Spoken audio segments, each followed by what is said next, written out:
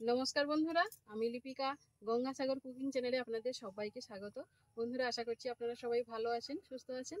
তো আজকের কোনো রান্নার ভিডিও নিয়ে আসিনি, আজকে নিয়ে এসেছি ছোট্ট একটা টিপস। আশা করছি এই টিপসটা আপনাদের সকলেরই ভালো লাগবে। তো আজকের টিপস হলো যে আমাদের প্রত্যেকেরই কিন্তু দাঁত হাজা চুলকনির সমস্যায় ভুগে থাকি। তো এই থেকে রেহাই পেতে একদম ঘরোয়াভাবে প্রাকৃতিক উপাদান দিয়ে একদম 1 পয়সা খরচ না করে কিভাবে আমি এই রেমেডিটা বানাচ্ছি, তো সেই ভিডিওটা আমার সঙ্গে থাকুন আর পুরো ভিডিওটা দেখতে থাকুন। তো সেই প্রাকৃতিক উপাদানগুলো তুলে নেওয়ার জন্য আমি বাগানে একদম সরাসরি চলে এসেছি। তো কি কি লাগছে সেটাই আপনাদের সঙ্গে শেয়ার করি। চলুন তাহলে সেই পাতাগুলো তুলে নিই। তো বন্ধুরা, এই দাঁত হাজা চুলকানির মেন উপকরণ হচ্ছে কারি পাতা। কারি পাতা আমরা জানি খাওয়ার জন্য, চুলের জন্য, ত্বকের জন্য, সব কিছুর জন্য খুবই উপকারী। তো সেই কারি পাতাটাই আমি তুলে নেব। একদম গাছের তলাতে চলে এসেছি, একদম ফ্রেশ কারি পাতা। এর থেকে আমি বেশ কিছু কারি পাতা তুলে নেব, তবে খুব বেশি লাগবে না।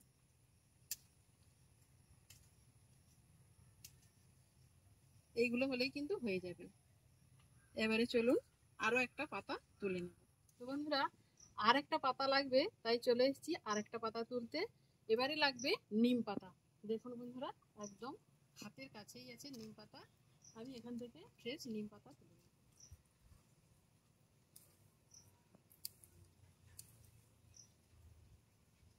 নিম পাতাগুলো তুলে নিয়েছি, এবারে রান্নার জায়গায় চলে যাব। তো বন্ধুরা, রান্নার জায়গায় চলে এসেছি। আপনাদের আরো একটা কথা বলে রাখি, আপনাদের যদি বহু পুরনো এই দাঁত হাজা চুলকানি হয়ে থাকে, এটা কিন্তু অনায়াসে প্রায় 1 সপ্তাহের মধ্যে কিন্তু কমে যাবে। তবে হুট করে তো আর এটা কমানো যায় না, এটা ধীরে ধীরে এটা ব্যবহার করতে করতে কিন্তু কমে যাবে। তো কিভাবে আমি এটা ব্যবহার করতে হবে এবং কি কি দিয়ে এটা ব্যবহার করতে হবে, সেই প্রসেসটা আমি আপনাদের সঙ্গে শেয়ার করছি। আপনারা পুরো ভিডিওটা জুড়ে কিন্তু থাকবেন, কোথাও স্কিপ করবেন না। তো এবারে আমি প্রথমে পাতাগুলোকে ধুয়ে নেব। তো বন্ধুরা, এই রেমেডিটা খুব বেশি দিন তৈরি করে রাখার কোনো দরকার নেই। যেদিনই ব্যবহার করবেন সেই দিনই তৈরি করবেন, কি বড় জোর 2 দিন এটাকে ব্যবহার করা যেতে পারে। তাছাড়া আমি এটাকে কাঁচা ব্যবহার করছি। আবার আপনারা যদি ধরো কারি পাতাটা কাঁচা বা নিম পাতা কাঁচা না পান, তাহলে এগুলো কিন্তু গুঁড়ো পাওয়া যায় কিনতে। তো সেইভাবে বাজার থেকে যদি গুঁড়ো কিনে আনেন, সেটাকেও ব্যবহার করা যাবে। আমি সেটার প্রসেসও বলে দেব। প্রথমে আমি এই কাঁচাটাকে ব্যবহারের প্রসেসটা জানিয়ে দিচ্ছি এবং এগুলোকে ছিঁড়ে নিয়ে আমি জলের মধ্যে দিয়ে দেব এবং পরিষ্কার করে ধুয়ে নেব।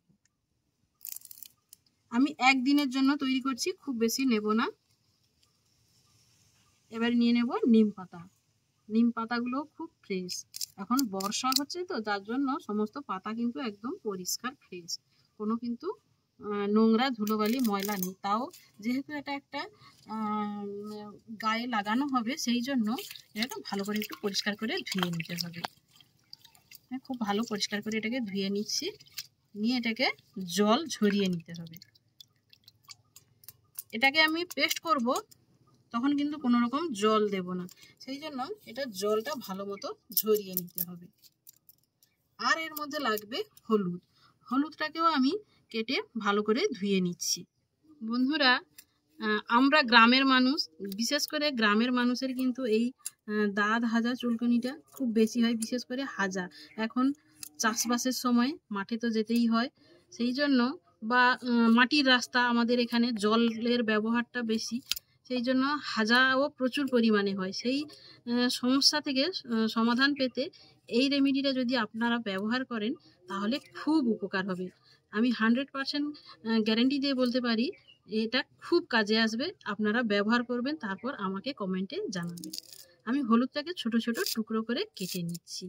আমি খুব বেশি দিচ্ছি না, কম করে তৈরি করছি, সেই জন্য এতটা পরিমাণ হলুদ নিয়েছি। এরকম একটা মিক্সির জার নিয়ে নিয়েছি। এবারে জারের মধ্যে কারি পাতা আর নিম পাতাটা দিয়ে দিচ্ছি, তার সঙ্গে কাঁচা হলুদটাকেও দিয়ে দিচ্ছি। আমরা প্রত্যেকেই জানি নিম পাতারও প্রচুর গুণাগুণ, আর কারি পাতারও প্রচুর গুণাগুণ, আর কাঁচা হলুদেরও প্রচুর গুণাগুণ। এগুলো কিন্তু সবই খুব উপকারী। এগুলোকে আমি জল ছাড়া এইভাবে পেস্ট করে নিয়ে আসবো। বন্ধুরা, খুব সুন্দর করে একটা পেস্ট তৈরি করে নিয়ে এসেছি। এবার একটা কাঁচের বাটির মধ্যে এটাকে ঢেলে নেব। পেস্টটাকে ঢেলে নিয়েছি। এবারে এর মধ্যে আর একটা জিনিস মিশিয়ে দেব, সেটা হচ্ছে নারকেল তেল, একদম খাঁটি নারকেল তেল। আপনারা চাইলে বাড়িতেও নারকেল তেল মেরে ব্যবহার করতে পারেন। আমি এটা বাজার থেকে কিনে নিয়ে এসেছি। এইভাবে আমি এর মধ্যে দিয়ে দেব 1 চামচ নারকেল তেল, দিয়ে এটাকে ভালো মতো মিশিয়ে নেব। খুব বেশি দেওয়ার কিন্তু প্রয়োজন নেই, মোটামুটি এই মিশ্রণটাতে তেলটা মেশাতে যতটা পরিমাণ লাগবে ঠিক ততটাই দিতে হবে, খুব বেশি দেওয়ার কিন্তু দরকার নেই। মিশ্রণটা কিন্তু আমার একদম রেডি হয়ে গেছে। এবারে এটাকে কিভাবে ব্যবহার করবেন সেটা আমি এবার বলে দিচ্ছি। তো বন্ধুরা, এই প্রসেসটার জন্য প্রথমে নিয়ে নিতে হবে বেশ কিছুটা জল। এই জলটাতে আমি দিয়ে দেব এরকম চামচের 1 চামচ লবণ। এবারে এই জলটাকে খুব ভালো মতো আমি ফুটিয়ে নেব।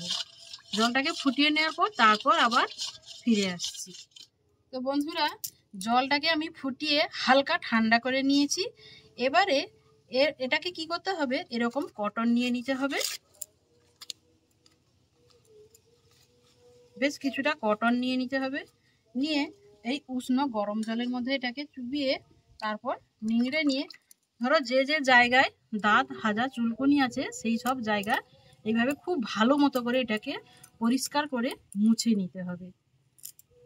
এইভাবে জায়গাটাকে খুব ভালো মতো পরিষ্কার করে মুছে নিতে হবে। ঠিক আপনি যতবার ওই রেমেডিটা লাগাবেন ঠিক ততবারই কিন্তু এইভাবে গরম জল লবণ দিয়ে করে নিতে হবে, এবং ওই জলটা এইভাবে তুলো দিয়ে খুব সুন্দর করে ওই জায়গাটাকে মুছে নিতে হবে। তারপর কি করতে হবে, সুতির কাপড় দিয়ে খুব ভালো মতো ওই জায়গাটাকে সুন্দর একদম শুকনো খটখটে করে মুছে নিই। তারপর ওই জায়গায় ওই পেস্টটা লাগিয়ে দিতে হবে, লাগিয়ে প্রায় আধ ঘন্টা মতো রেখে শুকনো করে নিতে হবে। তারপর কিন্তু এমনি প্লেন জল দিয়ে ধুয়ে দিলেই হবে, বা একদম তারপর সুতির শুকনো কাপড় দিয়ে মুছে নিতে হবে। তাহলেই কিন্তু সেদিনের মতো আপনার রেমেডিটা লাগানো হয়ে যাবে। আমি একটু এটা লাগিয়ে দেখাচ্ছি। এইভাবে লাগিয়ে এই জায়গাটাকে শুকনো করে নিতে হবে প্রায় আধ ঘন্টা মতো রেখে, যাতে এই মলমটার কাজ হয়।